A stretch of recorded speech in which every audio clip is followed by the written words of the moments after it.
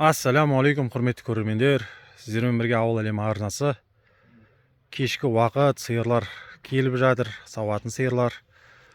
Мынау міне, бұл суалтып жатырық мына сиырды. Бұзауын суалтып жатырық. Неге суалтып жатырық? Енді бұлының жасы біразға келді. Қателеспесем, шамамен енді 7-8 бұзаулады.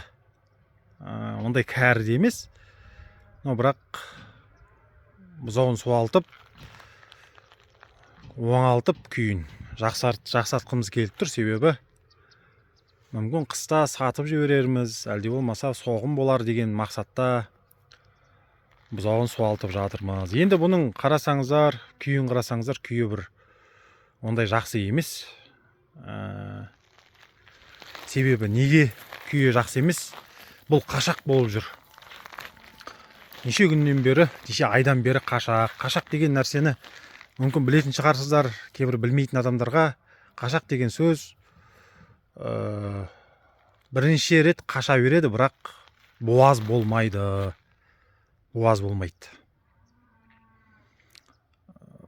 Күйлейді, бірақ жаңағыдай бұқа артына еріп, қайтадан уақыт өткеннен кейін қайтадан күйлеп солай жүреді қашақ.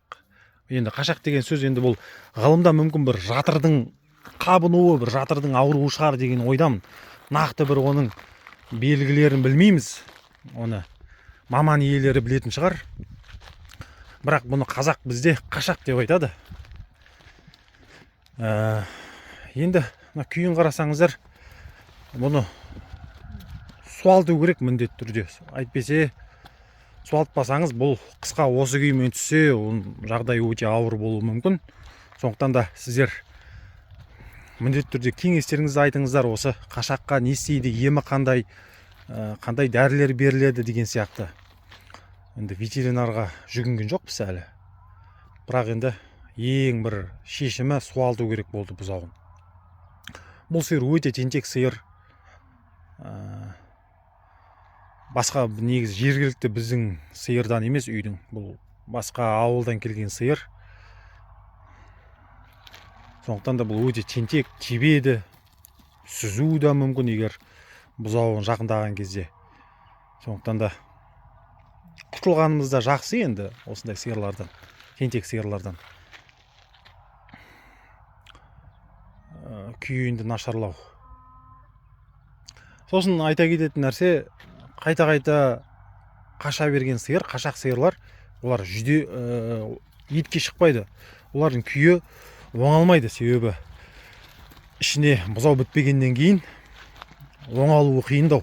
Ал егер бірден ішке бұзау бітсе, буаз болса, тез оңалады. Ескеретін нәрсе, әсіресе мал шаруашылығымен айналысатын адамдар білетін шығар. Солай, құрметті көрермендер.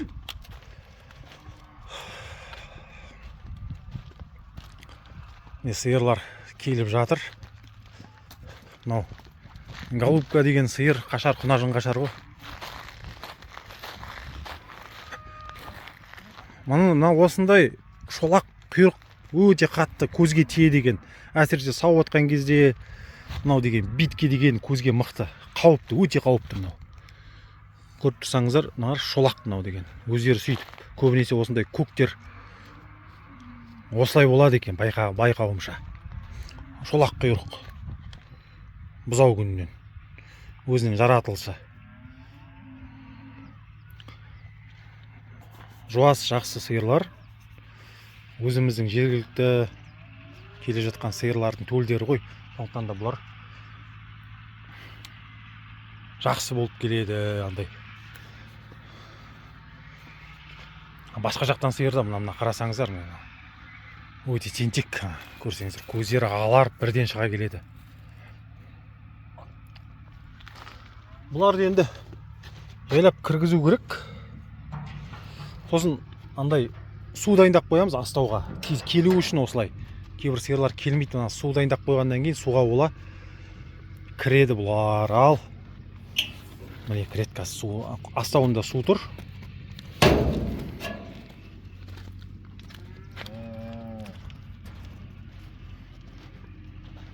Суды құйып қойсаңыздар, келулеріне жақсы болады екен. Міне бірден ішеді. О, су үшін келіп тұрады, бір жақсы жері. Әйтпесе, басқа жаққа кетіп қалады. Ел кезіп іздеп жүресіз сосын. Осылай. Күн бұлтты. Күн бұлттанып тұр. Жауатын сияқты Ақтөбе облысында. Міне. Жуас сиырға не жетсін, құрметті көрермендер. Мыналар міне жуас өздерінің орындарына барады. Аукым. Сосын бұл ноқта жоқ бұнда енді. Күрмеп байланады, мына бас жіппен. Мұндай бас жіппен. Сәл енді тозып жатыр күнге, бірақ жағдай әлі жақсы мынаның. Күрмеп байлау да білген жақсы. Өзі жақындайды. Күрмеп байлауды білетін шығарсыз, білмегендерге осындай сәл көрсетіп жіберейін міне. Осылай бір аурап міне. Осылай тарта қоясыздар міне. Осылай істеген кезде қол сыйып тұрса жақсы, қатты қыспау керек, қатты үлкен қылып жібермеу керек, үлкен қылса сыпырылып кетуі мүмкін. Міне дәл міне мынау. Қылғынбайды, өте жақсы әдіс қой. Күрмеп байлау деген. Осылай құрметті көрермендер. Керек болып қалады ол осындай уақыттарда. Кейбіреулері білмей жатып, басқаша байлау жатады, қылғынып қалуы мүмкін. Сондықтан да білгеннің ешқандай артықшылығы жоқ. Міндетті түрде сиырларыңыздың қасына көп бару керек. Мысалы, қой болсын, сиыр болсын, көп барылмаса қасына үркек болады, тентек болады. Біздің сиырлар міне, Аллаға шүкір, үркек емес ешқандай. Солай.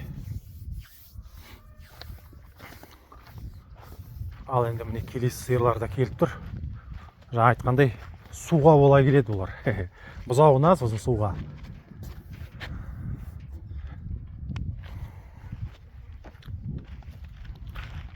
Шуарбет деген сиыр.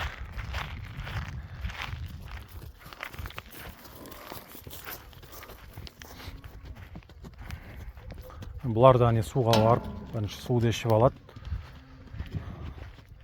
Содан кейін орнына барады. Осылай су құйып қойған жақсы екен. Сіздерге де мүмкін кейбіреулеріңіз ерініп жүрсеңіздер, мән бермей жүрсеңіздер, осылай су құйып қоюға болады. Су үшін, бұзауы үшін біріншіден келеді. Әйтпесе су үйретпесеңіздер, түнге шейін жайылады бұлар үйдің қасына.